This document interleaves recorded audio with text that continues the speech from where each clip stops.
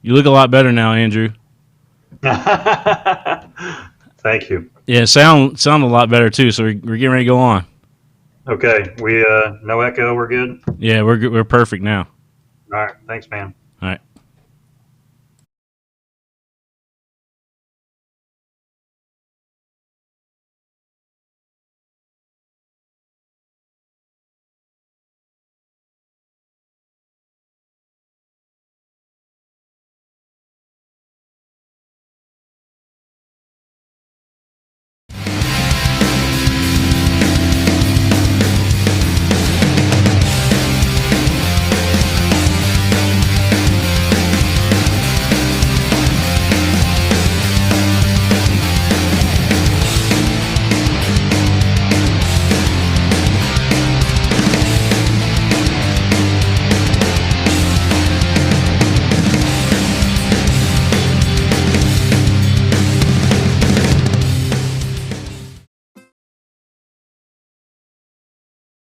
What's up, everybody? William Warfield here with you, and man, today an afternoon show for you guys as we bring on one of our great partners here on the network, Andrew Carlson in Bluegrass Orthopedics, and I'm excited to do this one here today. And without further ado, let's bring Andrew onto the show.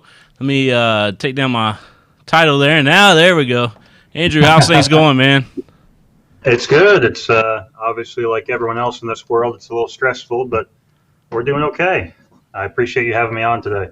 Yes, sir, man. I really just want to get down to business, but first of all, how are you? How's your family doing? And how's the doctors and everybody doing over there at BGO? Well, family's doing okay. They're holding up. My wife is a teacher, so she is obviously somewhat home right now. She goes in some days, but my daughter's doing okay. We're still outside. We're still enjoying what nature has for us, but obviously definitely restricted right now on our activities. I think my daughter Chloe is a very happy kid, and even though everyone around us is very stressed, she's not really feeling it. I think she's doing okay. Yeah. The doctors, I'll just be frank. You look at many industries right now, restaurant, retail, really, frankly, any public-facing business is essentially affected by a lot of things. We do have a lot of people in this country that are sick right now. We have a lot of people that are fearful right now. Um, our doctors right now are seeing some patients, but we are very much pulled back. Um, we have made steps over the last few weeks to ensure the safety of our patients, the safety of our staff. But it's a stressful time, William. I'm not going to lie. I have a lot of friends who work in the hospital setting who are on the front lines. I have a lot of friends who've been laid off or furloughed for certain aspects, for a certain amount of time. So, we're not thankfully in that position here at our clinic for the most part. We're making some tough choices on pulling back staff and pulling back hours, and you know, I won't get into all of it, but essentially we're trying our best to take care of our employees, make sure they're safe, and make sure our patients are well taken care of. Yeah. How's this pandemic? How's it infected or impacted? Not the right word, but how's it impacted you, Andrew? I know how hard you work already, but it seems like every day, especially this past week, talking back and forth with you, 15-hour days. It seems like. Well, let's be honest. I'm blessed because I'm not ill. I'm not in the hospital right now. I'm blessed because I have a job, and there are plenty of people that don't right now. Yeah. If your question is how it's affecting us as a clinic, um, our numbers are down. There are certain people that if they're elective procedures, if they're, hey, I'm looking at having my knee replaced, we're pushing that off. And I think it's the best thing to do for the patient. It's the best thing to do for our country right now.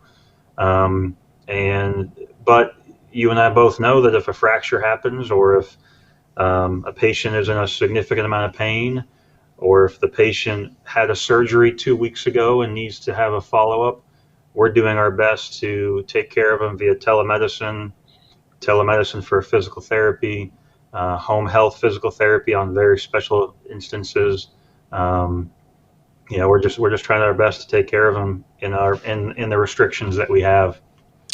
I know you guys got a whole bunch of schools, throughout your network of all the schools you work with. But how is it that you guys are starting to utilize maybe those athletic trainers that are localized to Yeah. those schools and maybe bringing them in or doing whatever? Well, we're blessed so far to be able to take care of our athletic trainers. I'm not going to kid you that some athletic trainers in the state right now are either laid off or furloughed.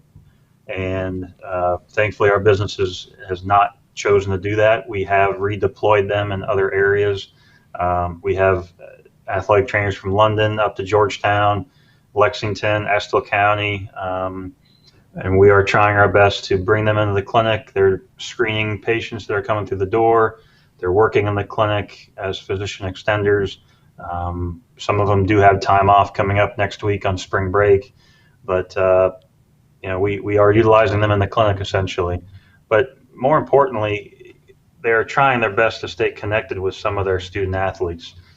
Even though we were almost at the cusp of spring sports starting, and there probably wasn't a significant amount of injuries that the ATs were dealing with, there were still some that were either coming off a throwing program or had a surgery back in January that needed to be taken care of. And we're trying our best to make sure we're connected with them. And to be frank, we're making sure that when they come back, potentially in April, end of April, if we're allowed to, and everyone's healthy enough to do it, we don't want our student athletes ill prepared, and make sure we have a plan for when they are at home. What are they doing?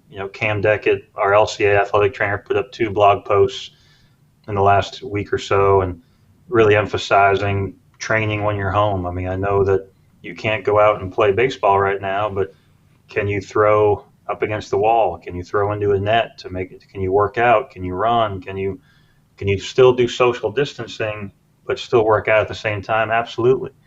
And we're trying to make sure that they're prepared for when they do return to sport, they can do so healthy and stay healthy. I know we got a lot of baseball players out there, getting ready for what we hope to be the 2020 season. Mm-hmm. Are you guys? I mean, passing that's okay, to pass baseball, right? I mean, if it's 2 of you guys and throwing the ball Well, around. I'll be honest, I think the governor even had a good point on tennis. You're pretty far apart when you're playing tennis, but Mm-hmm. you're still handling that ball. Oh, okay. So, it's one of those things that I'd love to say, yes, go out and throw with a friend or a teammate. But I think right now we have to do certain steps to ensure safety for everyone. And I don't want to overreact with that, but if there's a way around it, find that way around. And for us, you can throw into a net. Honestly, you can throw into a wall if you don't have a net. But we obviously don't want a baseball player not throwing for a month or 2 and then go out and expect to play a game right away or expect to throw 120 feet first day. Mm-hmm. You need to have that arm care. You need to have that conditioning done, and you may have to think outside the box to do so. And it's not just throwing the baseball. There's plenty of arm care activities, J bands, dumbbells, plenty of upper body plyometrics that you can do to make sure your arm stays in shape for when you are ready to go back and throw. But I also encourage when we do go back to sports, we have to be logical and understand that not everyone's going to be prepared. So if they return to summer activities or hopefully spring activities, we have to have that slow progression, not just games right away. Yeah. Well, you mentioned telehealth earlier. Can you Hmm. tell us about that? I know it's kind of new to everybody, but the technology's there. BGO has it. Yeah. How Hmm. does that Yeah. work? We initiated a program back November, December of 2019. It's a company called Ortho Live, and our friend Dr. Growie up at Ortho Cincy started the company. We went up there. One of the St. Elizabeth Sports Medicine athletic trainers. We took a tour of his facility and saw the system, and we saw how well it worked. Essentially, it's kind of what we're doing right now. It's the ability to connect with a patient via the web. Patient will have their phone. They can show scars if there's post-op surgery. They can show how much they're moving their arm. They can, they can perform certain tasks in front of the provider. But yeah, we started back in December. We had a couple of physicians started at that time. Obviously, in the last few weeks, we had a couple more come on board. But if you go to bluegrassortho.com, on the top of the website, we actually put a telemedicine link that outlines our program, allows you to request an appointment for telemedicine, allows you to connect with your provider. Ideally in orthopedics, we've already seen the patient. Yeah. Maybe they've had an MRI or an X-ray, and we need to follow up with them and explain the results and go through that. Or they've had a recent surgery, and we need to follow up with them. Or if they've had just a rotator cuff strain and they're doing rehab, and then we need to follow up a month or two later to see how they're doing. Those are the ideal visits for telemedicine. We're not really set up to do a new patient right now. Let's be honest. Do you really want to go to an orthopedic and not have the orthopedic evaluate you and test your strength and put you through special tests, get an X-ray if you need to get an X-ray? It's there. It's a possibility, but until our society kind of understands that, and our doctors understand that some of those things aren't possible for an initial visit on telemedicine, we probably won't offer that completely. Not to say we're not going to turn it away, but it's just going to be a little bit more challenging. A lot of the primary care people that have telemedicine will actually have a pulse oximeter, will have a blood pressure cuff. Those things are there so the primary care provider can get some data while, during the visit. It's kind of hard for you to test my Lockman or do a Lockman test on my knee over telemedicine. It just is. But we offer it. We're excited about it. We even offer it for physical therapy. We started that last week. A lot of our PTs right now are doing it. So it's an exciting platform. It's a nice, easy platform. And OrthoLive has really helped us with that. And I know a lot of orthopedic groups in the country are doing the same thing. Yeah, absolutely. We're getting some baseball questions in here, and some of them are coming in asking what kind of stretches do you recommend, or workouts, that type of thing. Baseball is a unique sport. You have everyone's different. I'll be honest with you. You'll have a scrawny freshman come in that is fairly weak in his hip and core, and then you'll have a senior football player who lifts a lot, who's really bulky, who's super tight. So it's hard to kind of give an exact program for everyone across the board. Arm care is definitely individualistic. And I want to point out that arm care is not just about the arm. It's about the core. It's about the rotational core. It's about the hip strength. And 70% of your velocity when you're throwing a baseball should come from your lower half. It should not come from your arm. But generally speaking, the thrower's 10, you can just Google that. It has a quick, 10 or so, and some of them have an expanded throwers 10 program, simple dumbbells, simple TheraBand activity. The J-bands obviously are a good thing to do. I would point out that J-bands, it's good to do it. It's kind of like a good warm up, but it's not really going to get you super strong. If you do the same thing every day, it's not going to. It's more of a training and warm up versus a strengthening thing. So the throwers 10 is a good typical arm care program, but it's important to acknowledge that that's just the arm. You have to do rotational core, med ball tosses, med ball rotational exercises. You have to do single leg squats, lunging in different directions, reverse lunges. Really when you're every level of baseball, they kind of make fun of this, but if William Warfield's being drafted for professional right now, the first thing they're going to do is make sure he has a big butt. And that's we joke about that, but you look at high school kids getting drafted and going to the big leagues, the first thing they do is they put on weight. You have to be strong in that lower half, and that's important. But again, it's hard to give specific programs when everyone's a little bit different in their body and their position on the field and that sort of thing. But I'd encourage you to check in with your athletic trainer, physical therapist, physician, personal trainer, folks that have done baseball. I will tell you that a baseball workout looks a lot different than a football workout. It just does. Maybe some of the core lifts are the same, but I'm not really pressing overhead with a lot of baseball players. I'm not really doing a lot of bench press with a lot of baseball players. And I won't get into all the reasons why, but it's just, is the juice worth the squeeze? That's kind of the term I use. And we want to be strong, but we want to make sure we're safe. And baseball is probably throwing a baseball is probably one of the worst things you can do for your body. Okay, let's be honest. Throwing a 95-mile-an-hour fastball is not good for your body, I and only a certain amount of people can do it. I found Um, I found out the hard way, and I didn't throw anywhere near close to 95. But you didn't? I thought it was 105. No. no, no, no, no, no, no. I might have hit 55 if I was lucky. But I tell you, man, we were there at I do minor league baseball with the Lexington Legends, and just to give an example of how easy it is to hurt yourself, there on the last day, last ball game of the regular season last year, all of us was out there, and we were like, oh, well, it'd be a good idea to go see how fast we throw.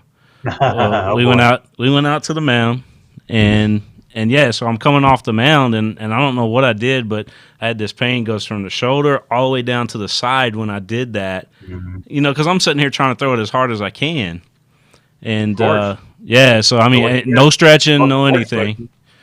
Most important question. What'd you get? What did I get on What was the? your velo? I think it was. I want to say Put it you on was the spot there. 63 maybe, but There you go. There you not in the go. strike zone, definitely. Faster than I can for sure. Yeah, not in the strike zone, but yeah, I mean, how easy it is. Here I am, playing baseball growing up and everything, and then I get to where I'm 42, 41 years old, almost 42, going out there and trying to throw, and then realize, hey, I can't do this no more. I had a good friend of mine, Joe Modica. He's played baseball and coached baseball a long time, and he said the minute you stop throwing is the minute your arm's not going to be able to ever throw again. So Yeah, he yeah, he's had some shoulder stuff as every baseball player has, but I kind of laughed about that. If you take a year off from throwing, you're done. So it's been quite a while for me, trust me. And it didn't feel very good. I think I even came over and talked to you about the shoulder there at one point, but. mhm. Hey, one thing I do want to touch on. I know before all this pandemic happened, you guys were really pushing the Senate bill for 125. What can you tell us about that, Andrew? I know it's important to Yeah. you. I know it's important to all the athletic trainers in Kentucky. But what is that about? So Senate Bill 125 is essentially our practice act for the state of Kentucky for athletic trainers. And what we have been dealing with over the last, really decade or two was an antiquated old practice act. And what is in within the education system right now, and what athletic trainers are being taught in graduate schools across not only the state but also the United States, they're being taught this, but in Kentucky they're only allowed to do this. Okay, Hmm. that's probably the most simple way to do it. Um, Without getting into all the minute details, essentially a couple of things that Senate Bill 125 does. It allows athletic trainers in the state of Kentucky to perform some invasive procedures or what's considered invasive procedures on the sideline for emergency purposes, like an EpiPen. Obviously, with an EpiPen, allergic reaction, it breaks the skin. Technically, that's considered invasive. It allows us as athletic trainers in heat stroke to properly care for the individual when they go through heat stroke. Hopefully, that never happens, but if they do, we'll have the ability to make sure we test that person's temperature and whatnot. Um, it also allows us to not only just see what we call the strictest definition of an athlete with a name or number on the back of their jersey. It allows us to treat that active individual who we've Hmm. been very well trained to treat and take care of within the physician approval and physician protocol. It allows us to care for that individual. I'll give an example of this. If a 17-year-old student athlete, patient of ours, tears his or her ACL, we can care for that. We evaluate those injuries, we make sure they get to the appropriate physician, we do rehabilitate those injuries. My old roommate, Gabe Amponza at UK football, I mean, he's rehabbing these Division I athletes, these high-level athletes, all the time, and his patient load is pretty intensive. It's pretty high.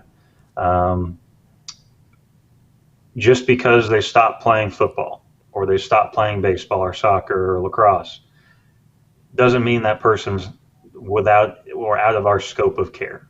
Hmm. Um, If it's an appropriate injury that the physician feels like that athletic trainer should be able to take care of, and it's within our guidelines in the state, we should be able to take care of it. I rehabbed a good friend of mine who's 40 years old. He tore his Achilles. I'm trained to be able to take care of that, and it allows us to be able to do that. And at the end of it, it also allows us to seek some sort of reimbursement for what we do. Historically, athletic trainers had restrictions on that. That opens it up. And where it is right now, it's gone through the Senate, it's gone through the House, it's on the governor's desk, waiting to be signed. Clearly, he's a little busy. Let's be honest. He's got a lot going on. But that bill will be signed, and there's some things that need to be done for the rest of the year to make sure some rules and regs are in place to make sure athletic trainers are performing duties that they're trained to do, and they're within the physician oversight, within the Kentucky Board of Medical Licensure protocols. Those will be done this year, and then January 1 of 2021, it'll become law. Andrew, you're freezing up just a little bit on us there. Yeah. There you go. I think you're back. That was a really weird picture. I'm glad it wasn't very long. Yeah, you're kind of freezing up on us there a little bit. That last sentence that you'd say, but yeah, it's on his desk. Obviously he's busy right now, and I mean, this virus has kind of taken everything by storm. Everything that we had going on, it just come to a halt. Mm-hmm. So we're kind of at its mercy right now. It's changed a lot of people's lives. Yeah. Yours, mine, everybody's. I go out on the, in the front yard, and I look down the street, and there's nobody out, and there's usually always kids out. I think Andrew's freezing lovely. There he is. Yeah, I'm here. Yeah, you guys must be really busy over there uploading documents or something, because, yeah. How's it now? Is it still a little jumpy? You're good. I can hear you. Yeah. Okay. All right. Obviously, it's one thing that they've talked about where the internet is very busy right now. Yeah. And a lot of people are on it for work. A lot of students are on it, obviously. So it's taking up a lot of bandwidth. Yeah. And a lot of people, I don't think the internet providers are used to, putting out this much bandwidth, because everybody's at home either watching stuff that's on Facebook or whatever, and they're really overloading maybe the switches too as a possibility. But it's like we're doing that now because I'm free again. Yeah, kind of going in and out a little bit now. Yeah.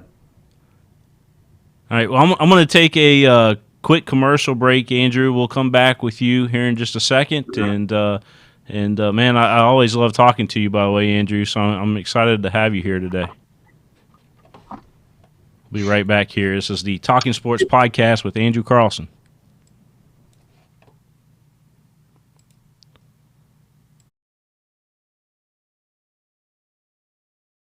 This is where it all started, right here on this farm. We may have grown over the years, but we've never lost sight of what was important to us.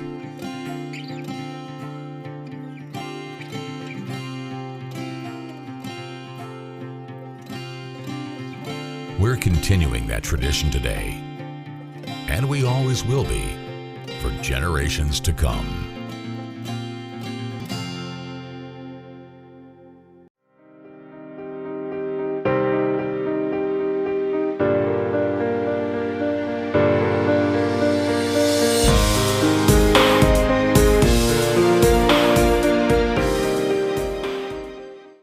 The heart of an athlete is inside us all. Determined to succeed. We are united by one common goal. Sometimes we fall short, but we get back up, and that makes us stronger. This is more than a job, more than a game. This is our life.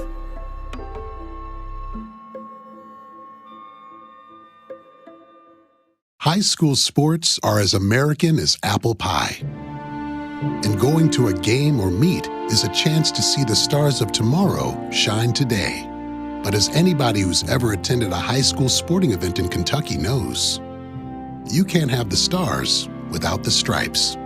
High schools are currently looking for new officials in almost every sport. Who looks good in stripes? Anybody looking for a way to stay connected to a sport they love. If you like the idea of giving back to your community while earning a few extra bucks, chances are you'd look good in stripes too. We want to hear from you. We need to hear from you. No officials means no games. No stripes means no stars. And what kind of America would that be? Kentucky needs more high school officials. Go to highschoolofficials.com to sign up or learn more. That's highschoolofficials.com.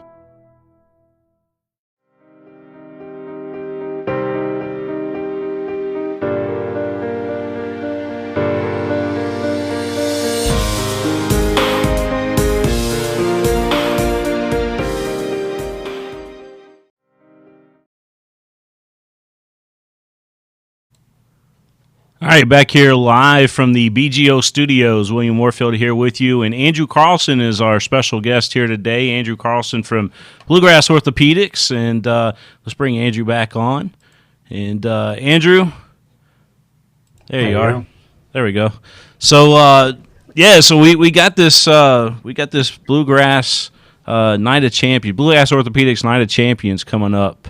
I know you guys had to push it back just a little bit, but what can you tell us about Bluegrass Orthopedics Night of Champions? I know it's always a special event for us. Yeah, it's a fun event. It's my favorite night of the year for the most part. We have our 4th annual event coming up. It was supposed to be on April 30th. Marriott Griffin Gate was kind enough. Our MC, Brian Milam, and keynote speaker Dallas Robinson, yourself, William Warfield. We a time June 14th work well for us. So we've moved it from April to and being our high achieving, but also folks like Iggy Meyer who overcame quite an adversity and become our BGO champion student athletes. So we have called and acknowledged all of our winners, and I can share with you that really tomorrow I'm probably going to get the press release out completely, but Caitlin Logan Thomas from Western Hills is our female champion winner this year, and she knows this, and she'll be acknowledged on a nice post hopefully. And then Jace Bowling, who's a phenomenal young man from South Laurel High School, he was acknowledged as our male champion athlete. And we're ready to look at them. On the other side of it, there's also the achievement winners, and we have 15 of those this year. They're high achieving student athletes, and there's a list of 15, but I'll be sharing that as well on the press release. So that's awesome, man. I can't wait to get that going, because it's always a special night. You guys really outdo yourself whenever you talk about that night and what it means to all those student athletes, and just the setup that you guys put out there. I know you guys put a lot of money into that event.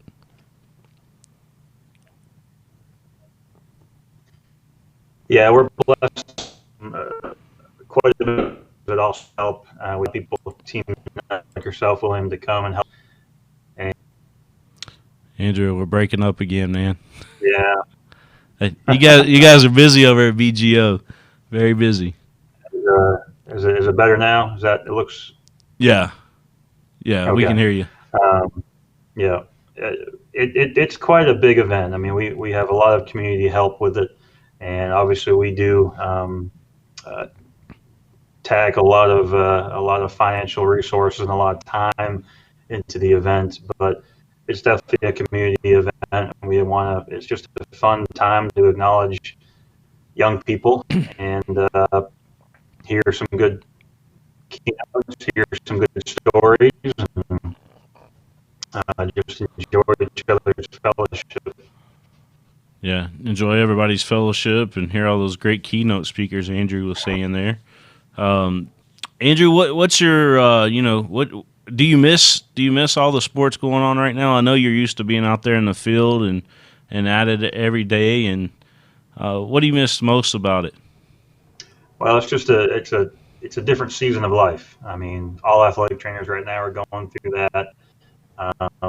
But I think a lot of people do what we do because they love people, Yeah, and having the sports that you're working with, not having that affects everyone a little bit. But yes, sir. They get please. we're talking with Andrew Carlson of Bluegrass Orthopedics. Andrew, outstanding athletic trainer. And what's your official title, by the way, Andrew? I know you got many. Well, I wear a few different hats, but Director of Business Development at Bluegrass Orthopedics is probably the main title. Director of Sports Medicine and all the growth and development, I guess. So Yeah, I do what I need to do. That's title's not really that important. man of many hats and just does everything over there for BGO. Andrew, I thought we could have a little fun with you here today and put you on the hot seat. Is that cool with you? All right, Go for it. I might regret it, but go for it. Hopefully our connection holds up here. But I gotta ask you, Netflix or Hulu?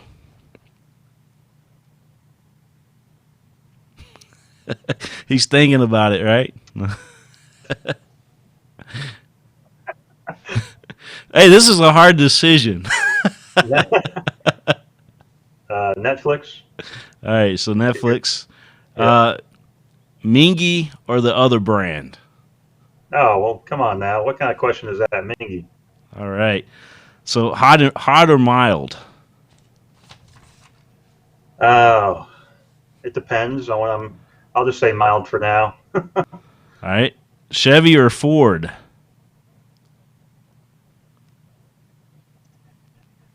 Well, we have a nice wrapped Ford F-150 sitting outside. Yeah, the new BGO truck's a Ford F-150. It's all decked out. Got the graphics all over it. You guys probably will see it in town. As Andrew continues to have a little connection problem over there. They are so busy at BGO. Facebook or I'm just Twitter? laughing at my face. Facebook. All right, Windows or Mac? At home, Mac. At work, Windows. City or county?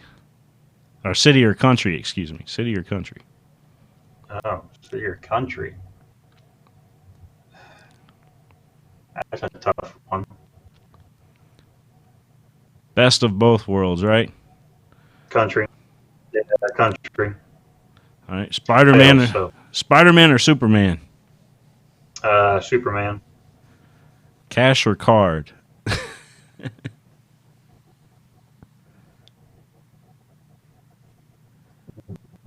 Have cards. I don't care. All right, let's see if we can make it through a couple more of these. Columbo or Monk? It's a tough decision, right? Columbo.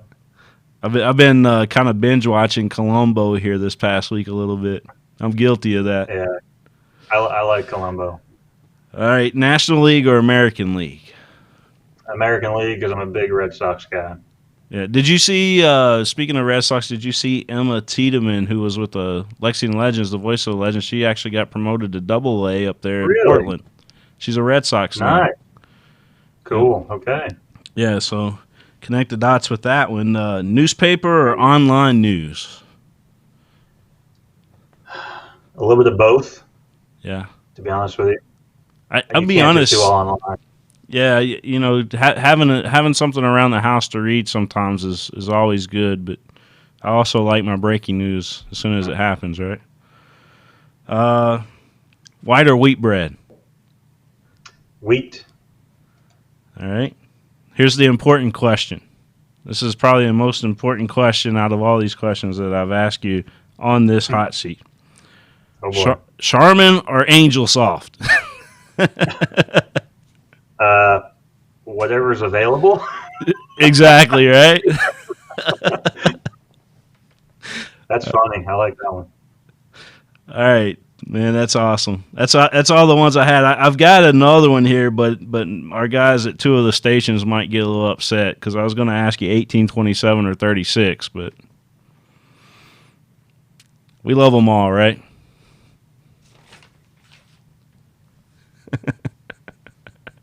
That's the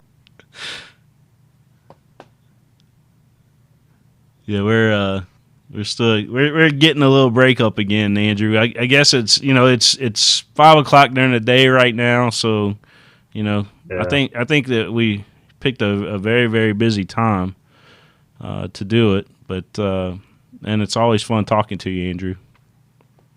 Well, we got beers with Brashear now here at 5 o'clock, so we'll probably have to go. Yeah. You got to head over to the Governor's Channel, right? All right, man. Well, I appreciate all you guys do for us. Obviously what we're doing here today and what we've been doing here in the BGO studio, we wouldn't be able to do without you guys, and we appreciate all your love and support of PrepSpin. All right. Thank you, Willem. I greatly appreciate it. All right, Andrew. This is Andrew Carlson of Bluegrass Orthopedics. And we'll have Andrew on again whenever we get a chance because, most of the interview you guys got to hear and everything, and only started breaking up really there at the end a little bit. But Andrew and BGO does outstanding things, not only for student athletes and athletes of all ages, but also the community. And, we like to think here at PrepSpin we're part of the community and, definitely community service that continues to pay it forward. And BGO is one of our big sponsors, and we appreciate all that they do. So with that being said, we're going to head off. We got another show coming up here tonight at 9 p.m., and we'll have South Laurel's Coach Chris Souter. He'll be on with us here later tonight, live from the BGO studio here on PrepSpin. Thank you guys, everybody.